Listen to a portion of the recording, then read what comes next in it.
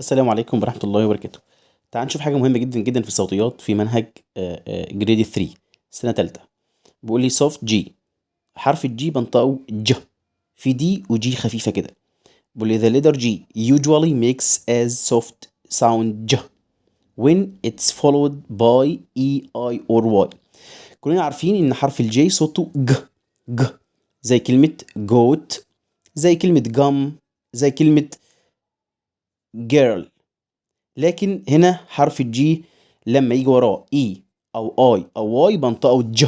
خد بالك ما اسمهاش ج، لا الج حط دي خفيفه كده، فبقول جراف، جراف، جراف.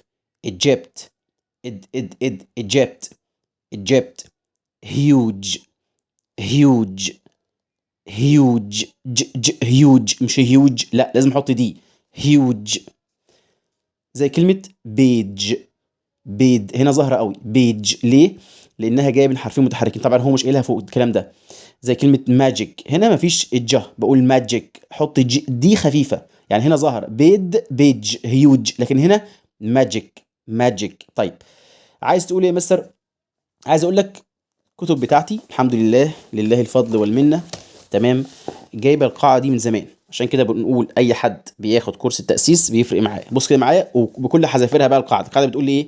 حرف الجي لو جه وراه اي او اي او واي بنطقه ج، تمام. زي وجايب كلمات عليها زي كلمه جنتل، جيراف، فيجيتابلز، انتليجنت، بيج، مسج، انجل، ايج، بريدج، دينجر، ليجند، سجست.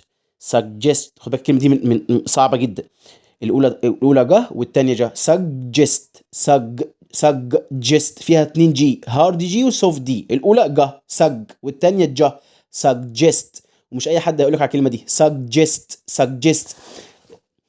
زياده على ذلك انا مزود كمان، بقول لك خد بالك بقى لو الحرف الجي ده جه بين حرف الاي واي حرف متحرك تاني، مش بس هنطقه الج، هضغط على الدي شويه، فهقول ايج، عمر، مش ايج، ايد، ايج هظهرها شويه، بيد، بيج، مسد، مسج. مش بس كده كمان، تمام. جايب لك حرف الجي لما يجي وراه اي، انجينير، ماجيك، تراجيك، جيانت، ابولوجايز، جيست، جين، فراجيل، تمام. ده كله موجود في الكتب، عشان كده بقول لك الكورس ده اي حد بياخده بيفرق معاه، الكتب او الكورس الفونكس عامه. ليه؟ هيدخل المنهج هيلاقي كل المعلومات دي قدامه ومتاسس عليها، تمام.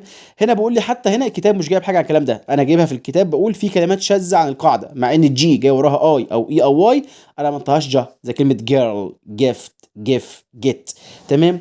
هنا حرف الجي برضو لما يجي وراه واي بنطقه جا، جيم، استراتيجي، سايكولوجي، والبي هنا سايلنت، جيمينستيك، بيولوجي، هيستولوجي، تمام. ده كله موجود في كتب الفونكس الست مستويات، في كتابين متاحه شحن لاي مكان. فبقول لك اللي عشان كده التاسيس مهم جدا جدا جدا. كل المعلومات في الكتاب ديت موجوده في الكتاب، كتب المدرسه اجمع كلها مكتوبه عندي في الكتب بتاعتي، لان ده الطفل لو اخده من اول كي جي 1 وكي جي 2 واولى ابتدائي هيدخل المنهج بعد كده مرتاح جدا جدا جدا. اشوفكم على خير ان شاء الله. ومعلومه في السريع، حرف الجي انطقه ج لو جه وراه اي او اي او واي، ويضيف له دي تقيله كده لو جه بين حرفين متحركين. وشكرا والسلام عليكم.